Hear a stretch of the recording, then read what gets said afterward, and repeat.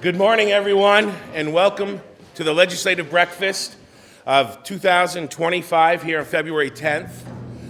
It is sponsored by Passumpsic Bank. We'd like to thank them very much. We'd also like to thank NEK-TV, the East Side, for their lovely food, all of you lovely folks and new faces for showing up today. That's awesome. And our scheduled speakers are Sam Douglas, Woody Page, and Ken Wells. However, Sam Douglas has been sick this morning, so Larry Labor will be taking his spot today for the speakers. So I'd like to thank everyone for showing up, and also we'll begin with Passumpsic Bank. We've got Ellen Stanley and Kate Stallman are here for them, so if you have questions or want to thank them, there they are. But we'll open up the floor to Ellen Stanley. Thank you. Good morning, everyone. It's good to see everybody here. Just want to also say thanks to Dan and the Vermont's North Country Chamber for hosting this event continually. So we're really glad that we're able to be here today with our legislators and community leaders, as well as fellow business professionals. On behalf of the bank, I want to say thank you for your dedication to our community, for the Northeast Kingdom, and for the work that you do to support our communities. For those of you who may not be aware, Dan's already introduced us both. Kate recently joined our team. We both work here in the Newport office as commercial lenders. Passumpsic has been serving Vermont and northern New Hampshire for 170 years. We are a mutual bank, and if you don't know what that is, it means that we are not owned by, we're not a stock bank. We're owned by our depositors, which means that our priority is our customers, our people in business, and the communities that we serve. We believe that strong communities create strong economies, and we're committed to helping both of those thrive. We strive to be a partner in growth, a supporter of local businesses, and an advocate for financial empowerment. Whether we're helping families buy their first home, or supporting entrepreneurs as they build their dreams, or investing in local initiatives that make our town stronger, our mission is rooted in service. In the rapidly evolving world of banking, we are changing. We're embracing technology and innovation to ensure that our customers have access to modern and secure and convenient financial solutions while still receiving personalized service with a focus on community. We also recognize that none of this happens in a vacuum. A strong partnership between the financial sector and policymakers is critical to fostering a healthy economy. That's why conversations like today are so important, ensuring that the needs of our communities are heard and that we work together to create opportunities for everyone. So as we spend this time together this morning having discussions, I invite you to consider Passumpsic, not just as a financial institution, but as a dedicated partner in building a vibrant, prosperous future for Vermont. Thank you for the opportunity to be here. We're happy to be here. We brought a few takeaways that are on the piano if you'd like to help yourself. Thank you. And thank you again for sponsoring the breakfast, which, by the way, help yourselves all too. It's free of charge, so it's good food. I like food. Because Senator Douglas was out sick today, Representative Larry Labor has kindly offered to take his place, so please be easy on him. But he is on the House Committee on the Environment and Fish and Wildlife. So, and he's the vice chair of the committee. So thank you. Here's Larry Labor.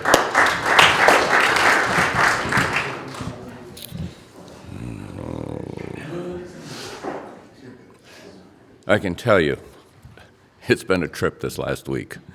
We have discussed clean water. We have discussed fur-bearing animals, specifically beavers and trout. Speak louder. That isn't going to help you. Larry, that's not a PA system. That goes into the camera. You have to speak up. No, for a freebie. You're asking for a lot this morning. Is that close enough to it? Good. You hear me over here? Yes. Thank you. And then we went from the beavers, we went to, how can I describe this? Salt reduction. Although you will not find it under salt reduction, you'll find it under toxins. And I'll elaborate on all of these. But for bills passed, H-141 was passed. That's relating to the fiscal year 25 BAA budget attachments. To straighten out the budget. Rob Peter, pay Paul. H-34, an act relating to workforce leadership. That did not come out of my committee, so I'm not that familiar with it. H-31.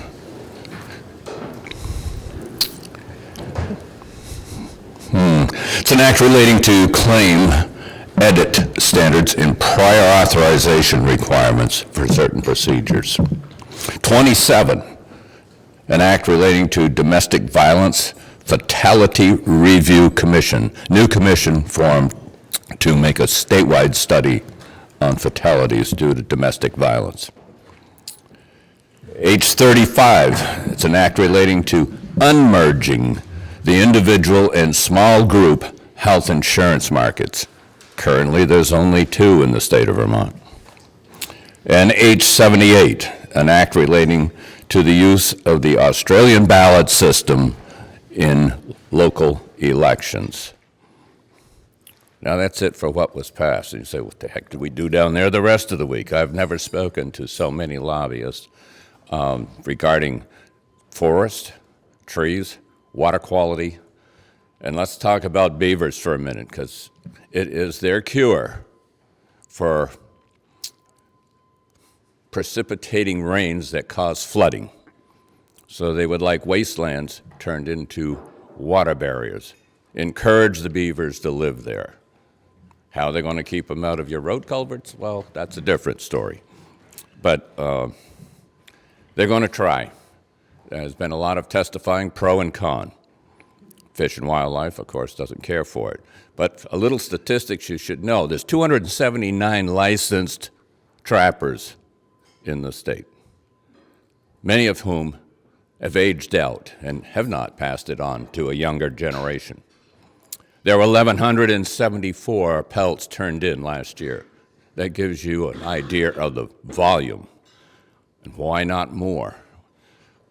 Well, there's no shortage of beavers. Just ask your town highway foreman how many times they have to unplug a culvert. You can trap, but they are voracious breeders in the wintertime.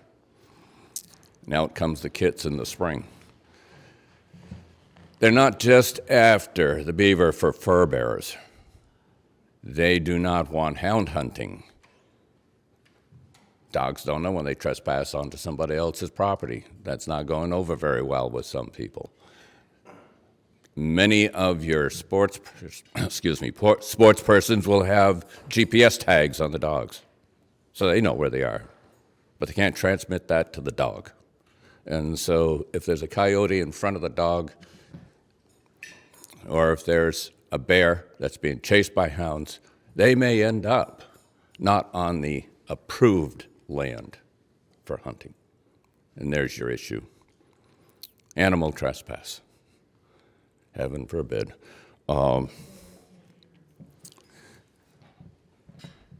I can't go much louder. I'd suggest you switch your hearing aids to high if you have some.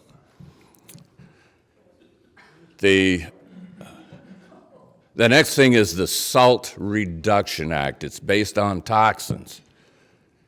There's a study going out and a bill being worked on to govern the amount of road salt, the dispersal, because they feel that it goes into streams. It goes into bigger brooks, then to rivers, and then into Lake Champlain. And I just told you where the initiative came from. They're also concerned about the rural areas. You spread chloride in the summertime for salt reduction and dust reduction. Well, when it rains in the summer, maybe some of that gets into the hayfield, goes to a ditch, and goes to a pond, goes to a brook, goes to a lake. That's pretty much what's been going on in my committee. And believe me, there's a lot of testimonies coming from areas you never thought of. That's it for your freebie. Have a good day. Thank you very much. We appreciate it. Next up will be Representative Woody Page, who is on the House Committee on Health Care. So, thank you. Please welcome Representative Woody Page.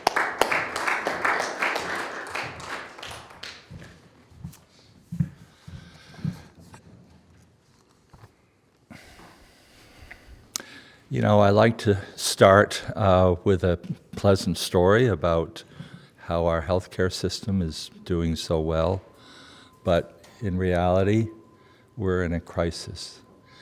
You saw that with the Oliver Wyman report on our hospitals, naming North Country Hospital, and it just goes from bad to worse.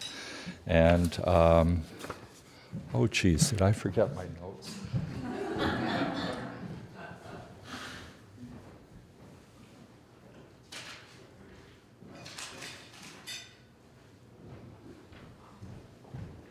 Sorry about that, and I hope I'm not cut with time. Okay. So, you know, I mentioned the hospitals and the issues there. We also have a crisis with our health insurance agencies.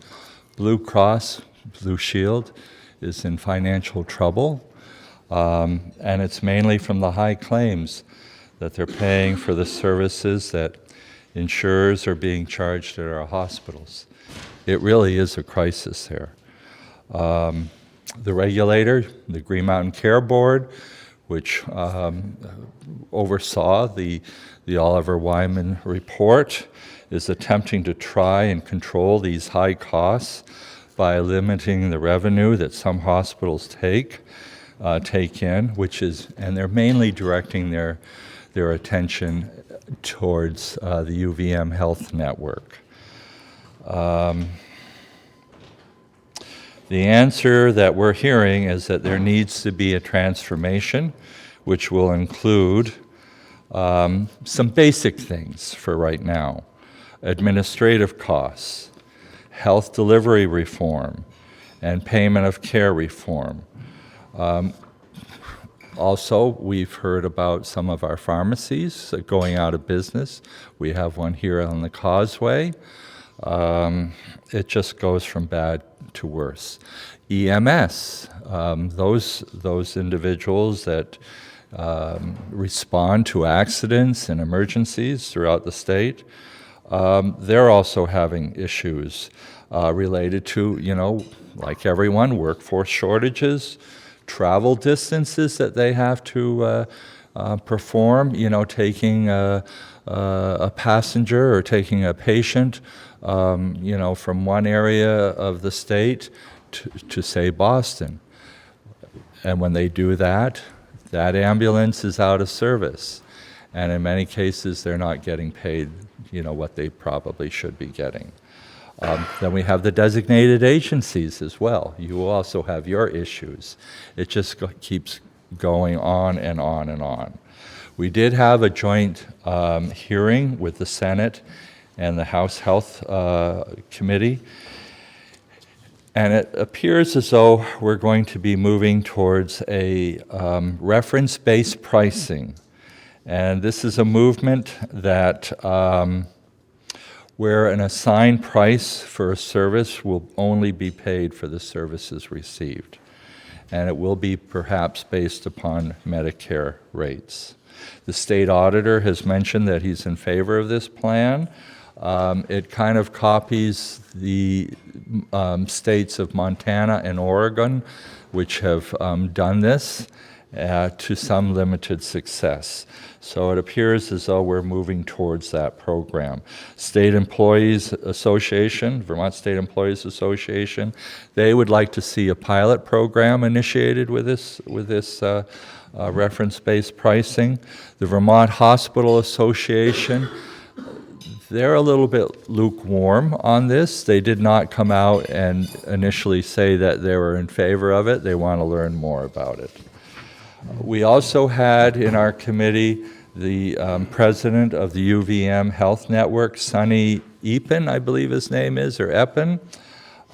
There were some serious discussions about the cuts that UVM has had initially stated, the psychiatric facility in Berlin, our dialysis here in Newport. There were also other discussions about his salary. He receives about $1.3 million in salary, and just recently there has been a bonus of about $400,000. He was very much, I won't say beaten up, but critiqued on that issue. He did say that he and other board members considered not accepting it, but in the long run, they proceeded to accept it. One of the things that the Green Mountain Care Board is looking to do to cut costs is the certificate needs that they have to approve. When a hospital wants to make updates and changes to their facilities, whether it be purchasing equipment or just maintaining their buildings, they have to apply for a certificate of need. And there's a great deal of paperwork that goes with that and reviews, and so we've decided there is a bill that we're considering increasing the amount for a certificate of need before it has to be approved by the Green Mountain Care Board. And it looks as though that amount will be about $10 million before. Anything over $10 million will have to get a certificate of need. Anything under that won't have to be approved. We recently went through our budget adjustment. The governor's budget was originally, when we approved it last year, was $8.58 billion, and it's increased to $8.73 billion, $146 million increase. The House has looked at that, and we've increased the budget adjustment by about $161 million. That's $15 million more than what the governor called for. And this is based partially upon the hotel voucher program. We have extended that program, and there had been an agreement last year between the House, Senate, and the governor's office that we would gradually wean ourselves off of that program. But the House and Human Services Committee felt it was necessary to continue that program. It's about $1.8 million for that hotel or motel voucher program. The other issue, how are we doing on time? A little bit. Another minute. Okay. So the budget adjustment now goes to the Senate, and the different committees from the House Appropriations and the Senate Appropriations will review the budget and see if they can compromise. Sorry. No, you've got another minute. Okay. One final thing that we worked on Friday was the Bennington 1 district election. There was a situation there where some ballots were not counted, And they reviewed, the Government Operations Committee reviewed that process, and they decided to keep the individual that was initially elected. Unfortunately, there were like 50, 60 votes that were not counted. They were sent out to the wrong area. And there were many in the House that thought there should be another election. But the Government Operations Committee stated after their review that what had occurred was, there was no bad intent in this process, and they voted it in favor of keeping the election election results the way they were. I think it was about 11-0 or 11-1-0. One person wasn't present. And across party lines, everybody agreed upon that in that committee. In the House, there were others that disagreed with that, with the results of that, and thought that another election should occur.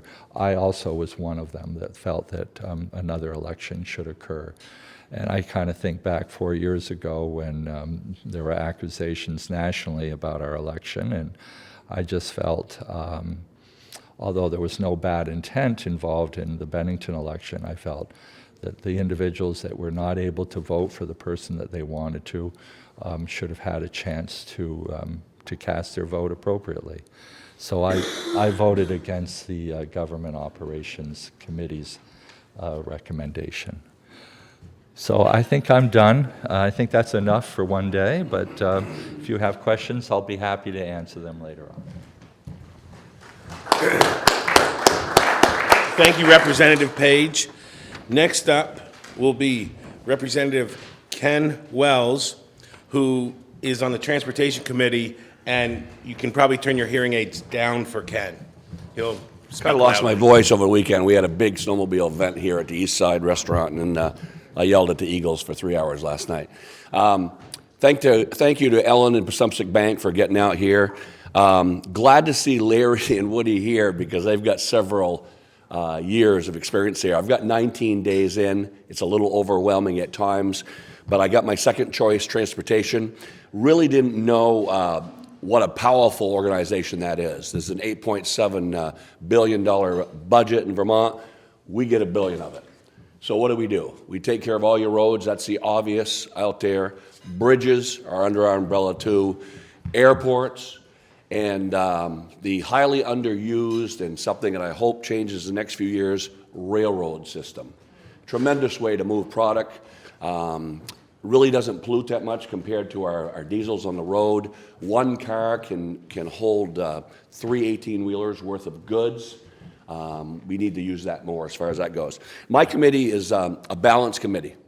5 Rs, 5 Dems, and 1 progressive. And there's some moderates. And we also have one of 2 committee heads that's Republican, Matt Walker, who's from Swanton. Mike Marcotte holds that other line there. I've never really understood about balance and stuff because we have to all be down there working together. We can't get anything done alone. So whether you're to the right, to the left, whatever, you really can't go down there and try and blow everybody up because you're going to need your brothers and sisters to get anything passed down there as far as that goes. Right off the bat, I talked to the speaker. I was happy that she gave me my second choice because I told her, I said, we have over 50 House reps. Don't we deserve a third of the committee heads? But we don't. There's 15, we only get 2. I guess there's been years down there when we got none. So I guess we'll have to take the 2 and just try and do a better job with candidates and win more seats and be able to get more balance. We're close in the Senate, 16-13. If these trends continue, this tax and spend attitude from the left continues, they will lose the Senate in 2 years. So we'll get that one back. So looking a little closer at our scenario here, what are we doing in the area this year? Well, the last few years, and you guys know because you travel all these roads around here, they've actually done a damn good job of fixing some disastrous roads. I'm thinking about the road from Willoughby Lake to Charleston, or Charleston to Willoughby Lake, either way. They fixed that. And then basically the worst road in America, that was from Island Pond to the New Hampshire border in Bloomfield, they fixed that too. So their focus this year, I don't know the dates yet, they're going to run that road from Barton through Glover to Hardwick. And that's a pretty rough road if any of you guys make that run. A lot of us, like me, coming from Willoughby Lake, I go on that road every day, so it's kind of beat. And then the biggest project that's in our territory will be about a $40 million project, and that'll run from Hardwick to East Montpelier. And if you've been on that, you folks over the time, you can see that that is a bad road too. So they'll get this done. A lot of other projects are in good shape. You take bridges in Vermont, about 90% of them are up to spec and better. So they're in solid shape.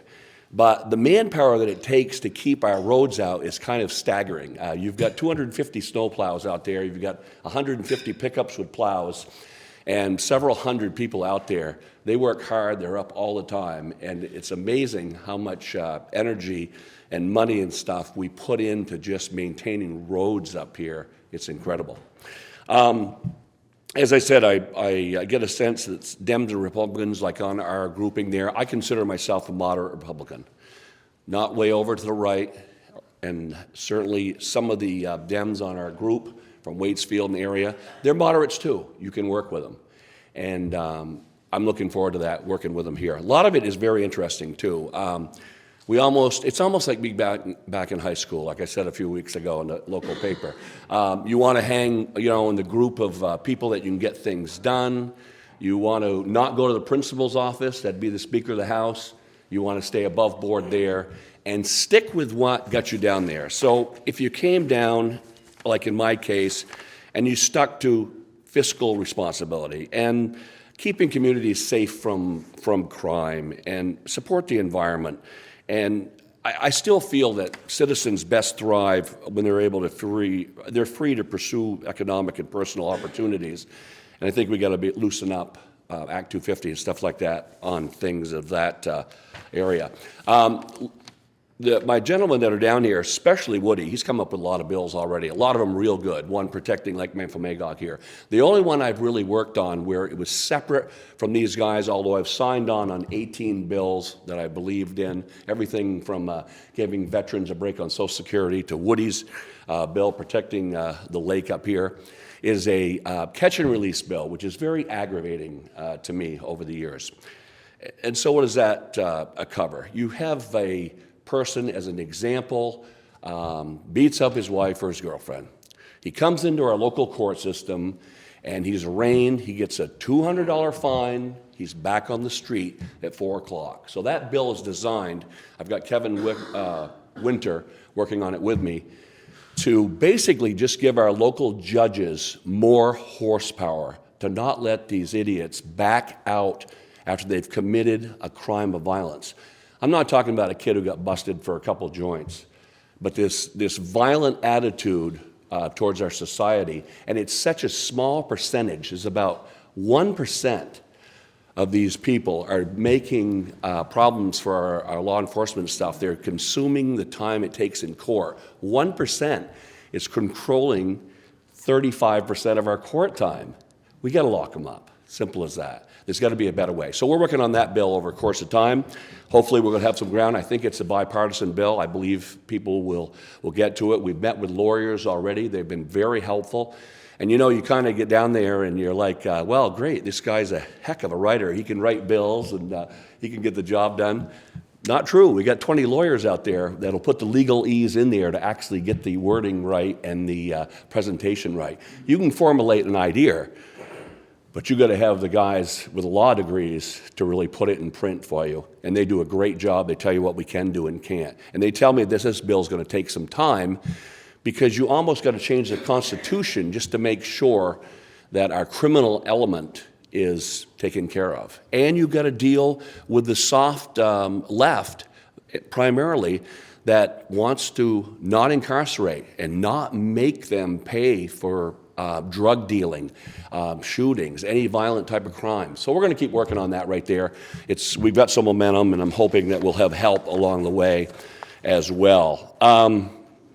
Looking at some of the other things that are coming up, they are going to do a better job of making sure that with new materials and new technology and bridge building, stuff like this, our bridges aren't going to last 20, 30 years and need massive repair, or our highways have to be repaved every 3 or 4 years. Technology is getting better in all facets of life, including roadways and stuff like this.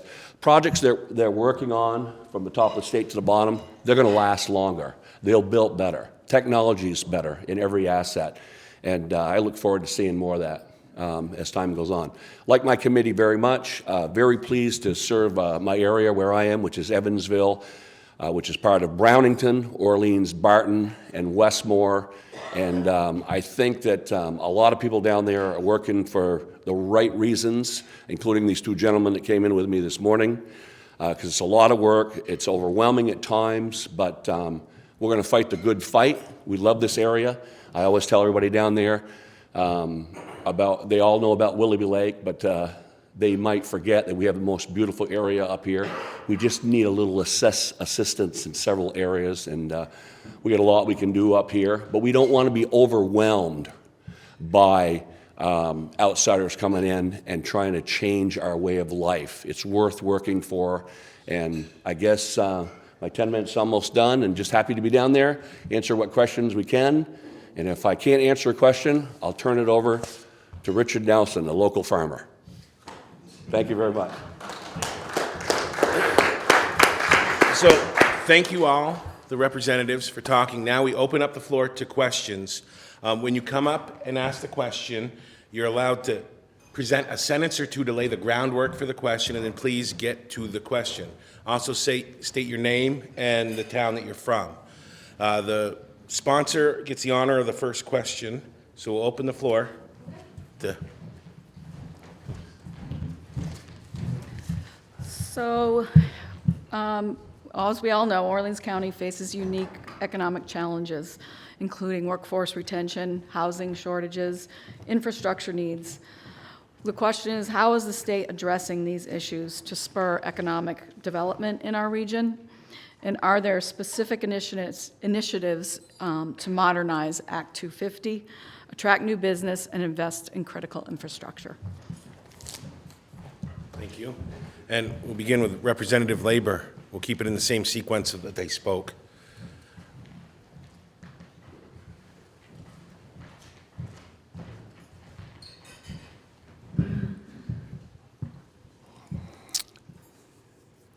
I'm not part of the Economic Development Committee, so I can't tell you exactly what Mike Marcotte is got going on within his committee. I know there's a significant budget for it.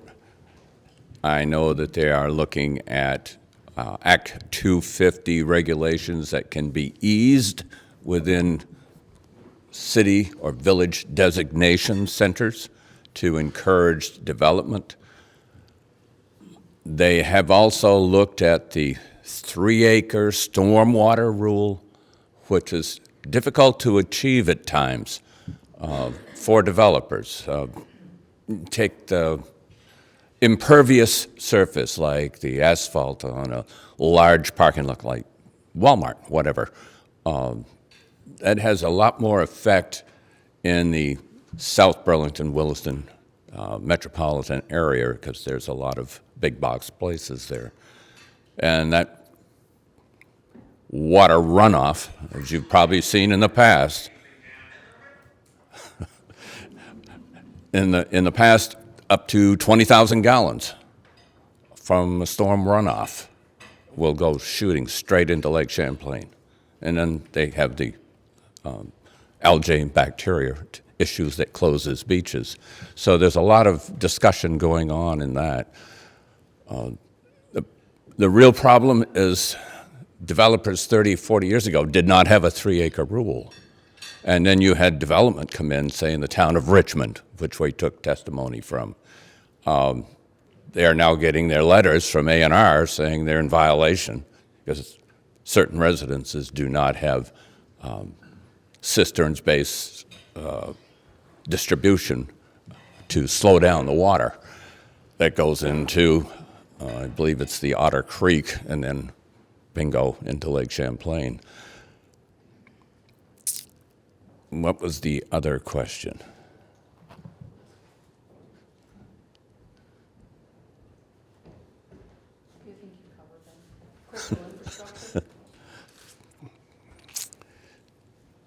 Yeah, we have gone over to a company out on Route 2 called AGC.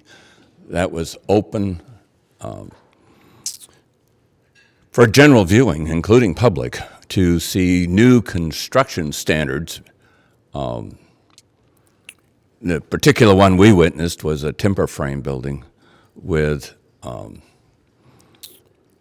panels that were put in, and those panels were quite thick. They were all insulation. It covered the whole wall between the timber frame structure, and it was pre-drilled for your conduits for electricity. Everything was built inside, trucked to the site, put up on the preformed cement platform, whether it was a traditional cellar type or just a lot of it is going to radiant heat. All of it is going to be super insulated, so it may be just a slab. The ceiling, everything is foamed, so the heat escape is minimal. And they're putting in split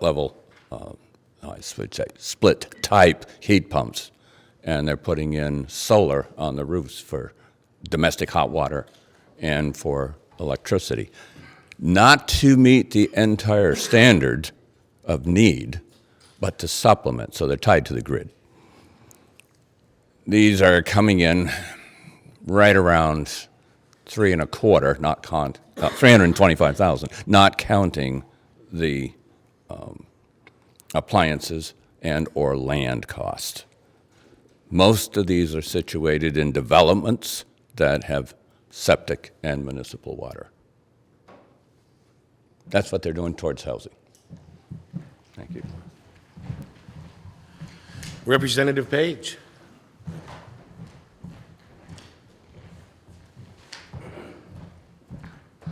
Well, the one thing that the governor continually talks about is affordability.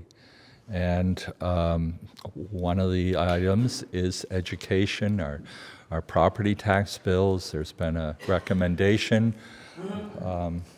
Elaine, you probably know this better than anyone.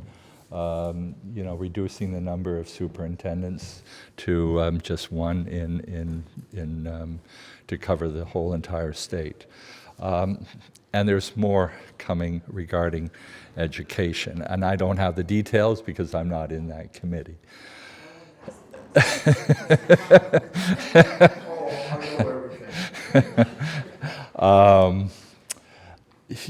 Economic development, the governor and everybody harps on, we need to build our population. There's been recommendations to try to attract more people here to Vermont. As we continually discuss it, our population is getting older. The workforce is not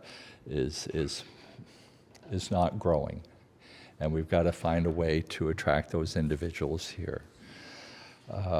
Larry did mention pre-built housing. That seems to be a way that we're going towards. There is a place in East Montpelier that does that. I think it's Hunter Homes, perhaps. And it's a very good establishment, and that may be a way in which to increase the number of homes that we need throughout Vermont to house our workforce. You can't hire anybody if they don't have a place to live, and we find that here at the hospital as well. Act 250 reform, there's lots of talk of that, and to be honest with you, I don't see where it's going to move very far. And those restrictions do hamper the ability to build more housing, and except for our downtown development, there seems to be a push to get more people downtown and to develop our designated downtown areas. So that seems to be one area that they seem to be improving upon, and I think that's about it. Thank you. Representative Wells. That was a good question, Ellen, and there's no simple answer for it, but here's just a couple thoughts as far as that goes. Direct more public investments and incentives for private capital so we can get back to building. Governor has proposed over the last few weeks $9 million to reestablish the Vermont Infrastructure Sustainability Fund that'll provide low-interest funding for infrastructure to enable more projects to go. Expand and accelerate home building through a $15 million VHFA middle-income ownership option there as well. And really, you kind of got to start at ground zero and revitalize neglected communities. They're the most needy. They need the most housing. I believe over the next few years, not my department, but from what I've read on it, we need something like 27,000 houses built in the state in the next 3 to 5 years. Sounds like an incredible number, but I guess it can be done. But that certainly is a shortcut there. There seems to be a multitude, and we have a gentleman here, Doug Spates, I should have talked to him before I knew the question here today. There's so much red tape in the building process, it's just got to give you a headache at all angles. So maybe if you can't revitalize neglected communities and expand and accelerate home building and at least strengthen the foundation of growth, maybe we should consider, and I know it's a radical idea, suspend Act 250 for 2 years and reassess and see what works on it, what doesn't work on it, and go over the permitting system again and see if we can do a better job with it. And meanwhile, during that time of suspending it, build.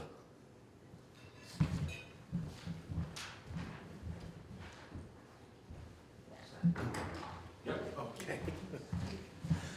Thank you, Representative Wells. Thank you all. Now, the floor is still open for questions, so the next question. Thank you.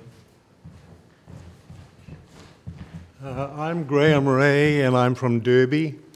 And even though there's nobody here from the Education Committee, I am strongly interested in education. There's a couple of board members here, a superintendent, and it's a process question.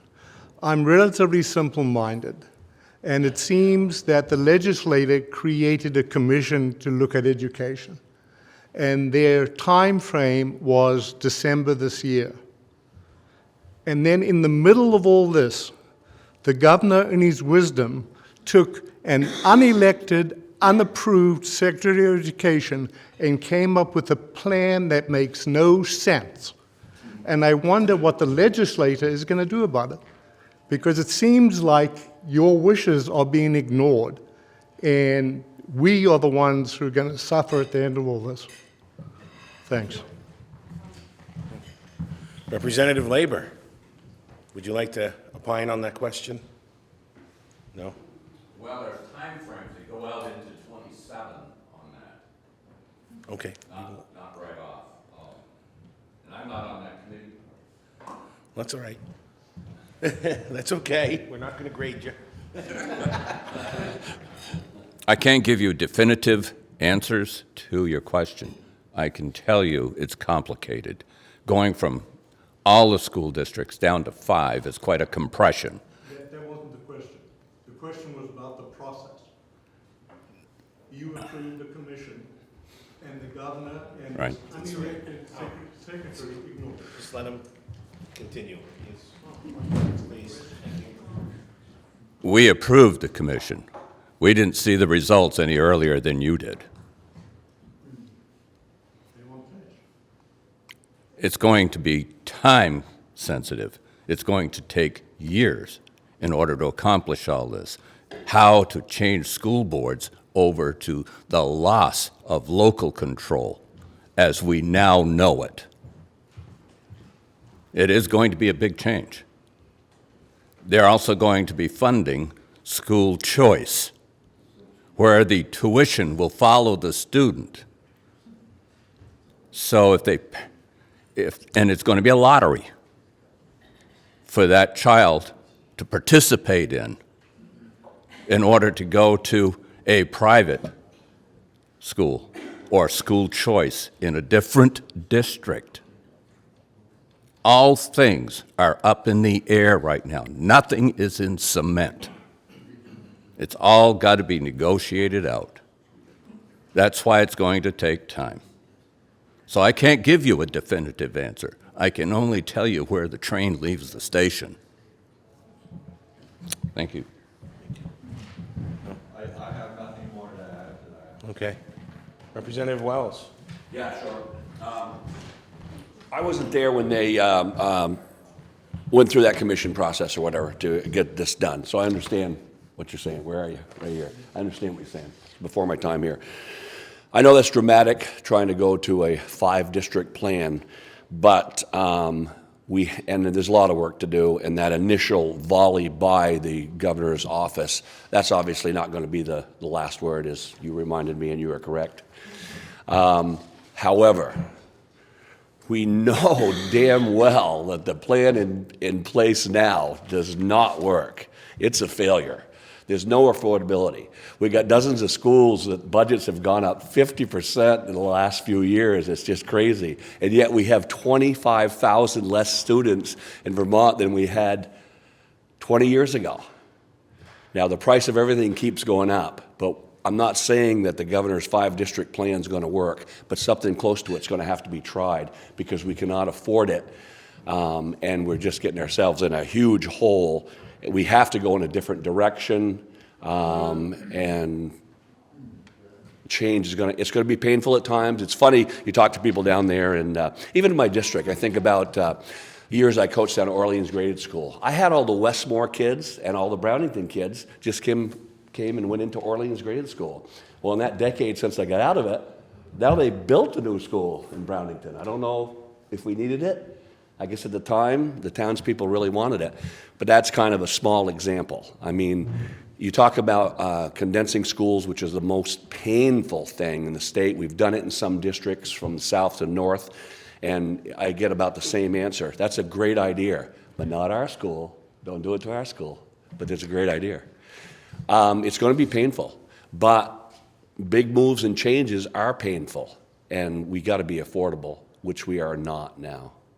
Again, not my department, but people I talk to, that's what I'm getting out of them. Thank you. Next question. Oh, well, we'll go with Mr. Coe first, and you'll be next. Thank you. Morning, everybody. Dan Kutzer from Newport, and I'm an appointee to the Governor's Land Access and Opportunity Board, which was tasked with providing a focus on figuring out what kinds of things might be possible to improve Vermonters' access to land and housing. And so my question, which I recognize may not be answerable by everybody, but I at least want to get people thinking, is that we know we have a housing problem in the state. And part of that problem would seem to be based on a lot of large out-of-state corporations buying up the cheaper properties in the state and then turning around and renting them for exorbitant amounts of money. It seems to me like there may possibly be some legislative action that could be taking place in order to curb or put a limit on that. And so I'd kind of like to hear opinions. Thanks. Representative Labor.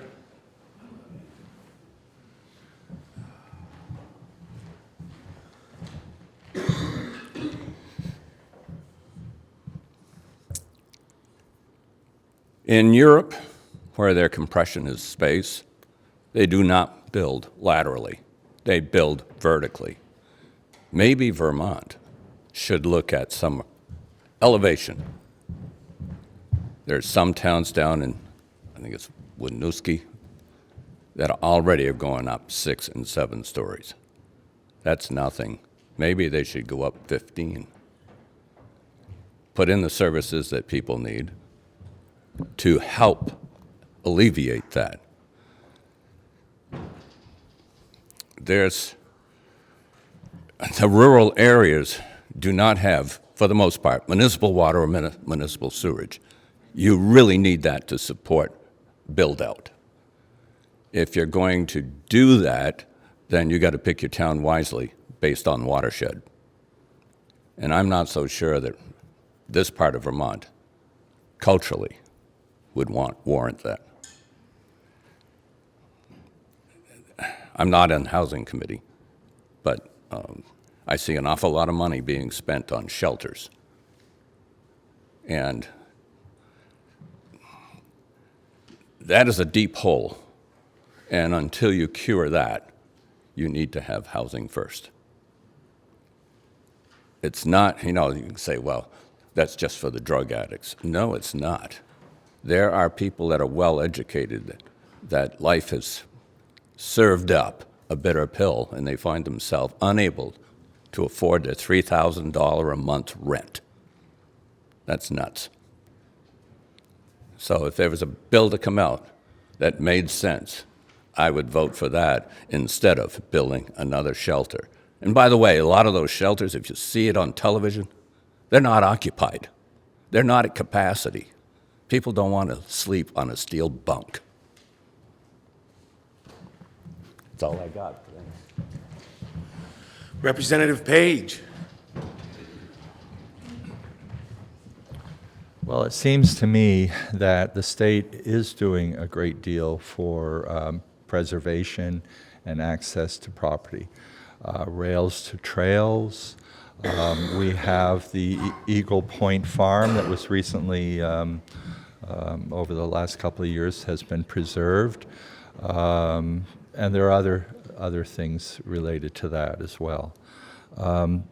There seems to be a great deal of grants available for equity and inclusion of others. And as far as reforms, preventing corporations or individuals from, purchasing land, and I don't see where that's going to happen. But who knows? I mean, Act 250 does have to be reformed, and that's the only way we're going to have more housing. So. Representative Wells. I don't have much to add to that, except I love the idea of vertical housing as far as that goes, because it doesn't take up any new land. And Richard was just telling me that there is a bill under consideration now, and so you can free up land that's not being used near cities. I know the big theme was to really power our areas that are more metro, if you can say that in Vermont, small state, of course, and build there. But there is land surrounding that area. So you have your inner area of your main part of your town, like Winooski, whatever, who's actually done a great job over the last few years reconstructing that little area. And basically you can, with this bill, you'll get a chance to use the surrounding land, thereby expanding other options for building outside of your town areas. Thank you all. Next question. Morning, everybody. My name is Carl King. I'm running for City Council here in Newport. The one question I want to an update on is where in legislation is our veterans tax? Our pensions are being taxed. I understand there may be a bill in the legislation right now. Where is that at and where we stand? Thank you. Larry Labor? Okay. Woody Page, Representative Page. That is not my bill. I did not put it forward. I am a veteran. I am a retired military officer. There is a bill asking for to not tax military pensions. The idea behind that is to try to attract veterans, retirees to the area, and to attract individuals that have resources, that have families. If you're a career officer, generally you put in at least 20 years. By the time you get out, you're in your late 40s, early 50s. you still have time to build up another career. You generally have a family. You have a wife that also has some skills that can be used in your communities, and you also have children that you're bringing with you that might be able to go to high school or grade school. So that was the idea behind helping out veterans. To be honest with you, that bill is dead on arrival. It will not pass out of the committee. I don't believe anyways. The governor has monies in his budget for that, but again, I do not see that it's going to help. We're only, well, I think, one of 2 states, the other one is California, that taxes military veterans. I do have 2 other bills that I am presenting related to veterans benefits. One has to do with, there's a great deal of money out there for veterans related to the VA and burn pits. And if you're a veteran, if you've served in the military, and generally it's for the young. If you're an enlisted, you go into this out of high school, you go in, you enlist, you generally do your time and you want to get out. And as a result of that, you don't take advantage of some of the benefits that are available for you because you're only thinking, I want to get out of the military and I want to get out and live my life and do something else. So you don't take advantage of that, of those benefits that are available for you. Whereas a career officer or career enlisted personnel, they realize that there are benefits available for them, and they listen to those presentations and briefings and get all the information necessary. Fast forward a few years down the road when that one-term enlisted or officer has some health issues. They realize that, hey, there might be something at the VA that can assist me based upon maybe being situated near a burn pit and having health issues. There are individuals out there that claim that they can help you in getting those benefits. That, hey, if you sign on and you pay X amount, we'll be able to get you 100% disability. And that's not the case. So one of my bills has to do with only going to certain authorized individuals that can assist those soldiers and sailors and airmen in getting the benefits that they deserve once they're out. And so that's one bill. I'd also like to comment on one thing that Ken talked about, and that was a bill that I presented, and it's a lake in crisis. And I've done this for several years now. Again, I'm asking that Lake Memphremagog be named a lake in crisis because the invasive species and other issues related to the lake. And I've also requested that a lake shouldn't have to be, the real estate value doesn't have to drop for property around a lake for it to be named a lake in crisis. And obviously, there's no way that the property around Lake Memphremagog is ever going to drop in value, whether the lake is in crisis or not. So that's another bill that I have put forward too. So I think that's it. Representative Wells. I want the veterans to get anything they possibly can. I'll support all of their options. I don't know which one, the early one that's dead in the water, but already quite a few bills have come across our desk already. An act relating to exempting military retirement and survivor benefit income from Vermont income tax. Let's see what else we got here. An act relegating to excluding veterans' disability benefits from income-based eligibility determinations for public assistance programs or benefits. That one's in the pipeline too. What else? That's another bill that I put in. Yep, thank you, Woody. Well done. Well done. And he's got a bunch of them, no doubt. In fact, we've talked about, Richard and I have talked about some of these bills, not Woody, but they're writing a ton of bills down there. Last year, I guess they wrote like 980 bills, 230 of them got passed. That's probably close. We're up to 154 now. I think that's ridiculous. 175. Yeah, 175 already. Some of them are a waste of time. Common sense, please. Anyway. Let's see, I thought we had one more on here. Basically, the other one was, again, basically sticking with taxation of veterans and stuff, and Social Security taxation. Give them a break. We can never pay them back for what they did. Just give them a break. So I'm behind any of those veterans bills. A lot of those have bipartisan support, by the way. What do you think we might get them through? They have bipartisan support. Next question. There you go.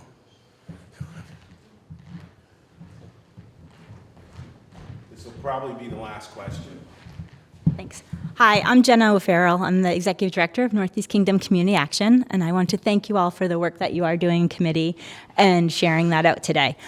I'm wondering also, in the past 2 weeks in your committees, if you've given any consideration of what the Northeast Kingdom, Orleans, and Essex County would look like without federal funding.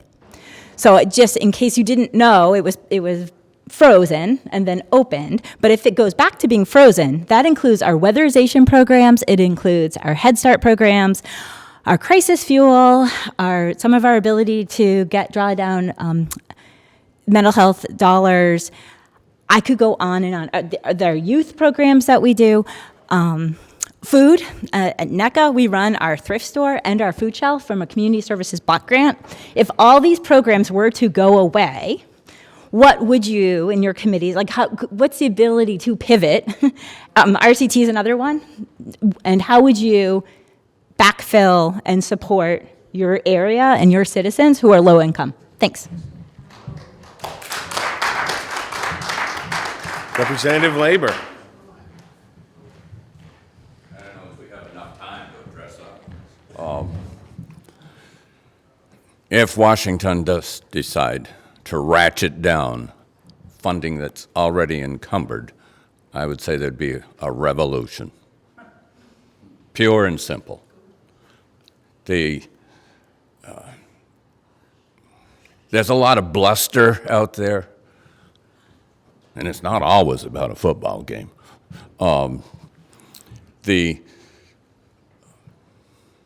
dollars that are spent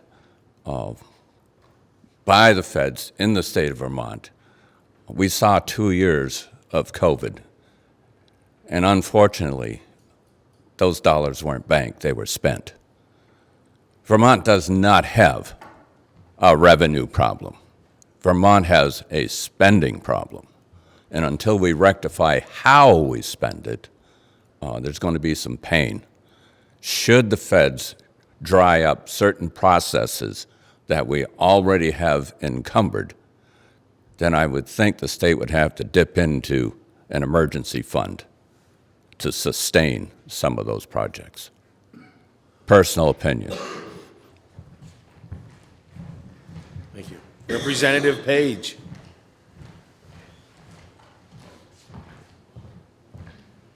There is a great deal of concern regarding federal funding, the loss of federal funding. Within all of our committees, I think I can speak not just for healthcare, but for everyone. All the organizations that come in, they're very concerned about where our federal spending is going, whether we're going to get the funds that have been promised to the state. And if we do not get those funds, I'm not certain that we have the state funding to look after all of the programs that we have without those federal fundings. If those federal funds do not come in, what's the other alternative other than to raise taxes? And we know we're already hurting a number of our citizens with high taxes here. So it is a concern. People are asking questions, of our Washington congressional delegation, and I'm not certain that they have the answers either. So that's it.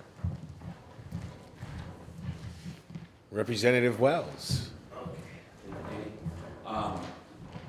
Federal funding's needed by every state in America. There's no doubt about it. The Vermont budget, a third of it is federal funding out of $8.7 billion.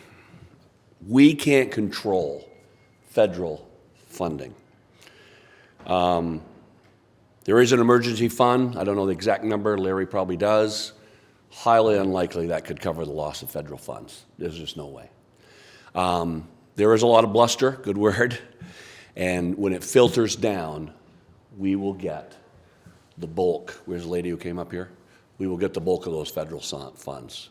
You can just about guarantee it. It is scary. Our current administration is big on scare tactics. I think when... Yeah. Anyway, so that'll all filter down the end. We'll get most of them, I suspect, before we're done. And can we move ahead to part of your question there without them? No. Do we have enough in our backup plan to sustain us if we don't get federal funding? No. So we'll let it play down. We have no control over it. I suspect we'll get most of it. That actually went pretty well. We do have 5 minutes left, so we do have time for one other quick question, if anyone wants to. I'll be available if anyone wants to talk about food resiliency or forestry over in the corner 10 feet away from me. Okay. Yes, quickly. Hi, I'm Wendy McGilvery. I'm the Executive Director of NETO, the weatherization. Jenna, thank you for the question, because we're in the same boat. I just came back from Washington, and Vermont has so much support for our programs that other states don't have, and we're very grateful for that. So thank you, and keep it up, and we need it. The only question I had is, I know the clean heat standard was dead on arrival, thank goodness. That was going to cost way too much money. It was also going to help weatherization, so it was one of those catch-22s. Did we support it or not? What have you been hearing about the Global Warming Reduction Act, I believe, and the lawsuit against the state if we don't meet the criteria that they set for the 30% reduction? Do we know if there's anything coming down the pipeline for how we're going to go about reducing our greenhouse gas emissions without taxing Vermonters, or is that just still being talked about? Thank you. Representative Labor.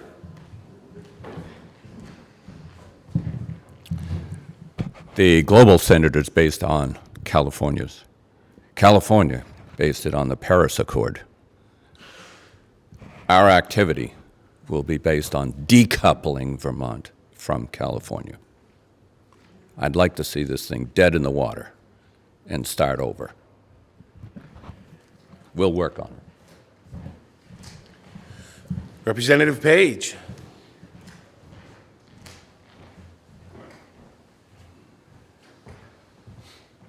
I too would like to see global warming initiative to be re-looked at, re-examined, and come up with a better alternative that will not cost us all a great deal of money. As some of you know, there are tariffs that are being proposed. The president just recently said that he's not going to wait for 30 days to implement those tariffs on Canada.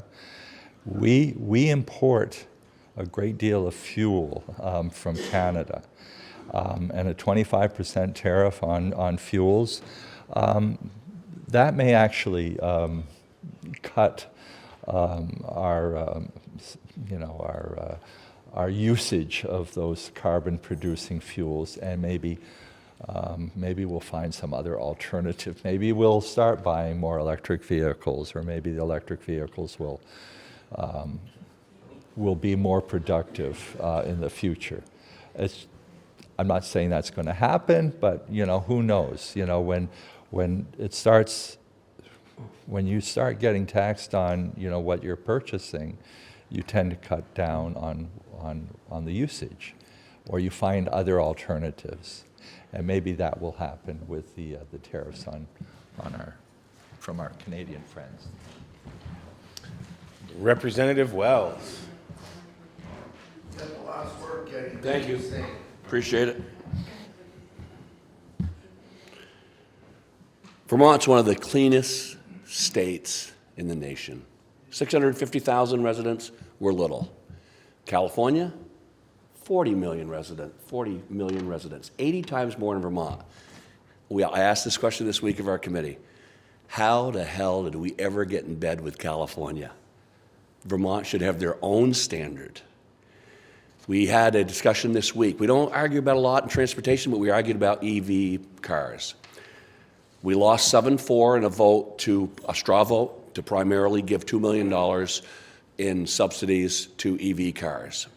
EV cars are fine. If you're just going down and taking your kids to school, or you're going to run over to the grocery store and you're not going to go long distance, they're great. The trucks are junk. They cost 3 times what it costs for a conventional engine. They have batteries that weigh incredibly 6,000 pounds. They've never decided what we're going to do with those batteries when we're done with them. Vermont should have their own standard. The technology is coming. It's not here yet. It is in the cars. They're going a little further. They got more horsepower. Even the design is getting a little better. The trucks are junk.